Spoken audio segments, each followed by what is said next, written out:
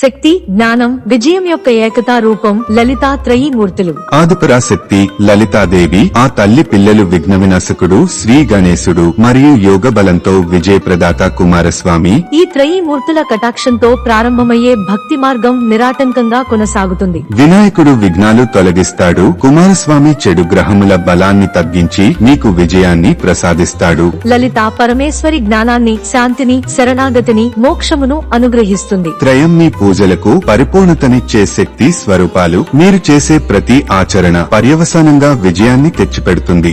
Survey జనాః సుఖినో భవంతు.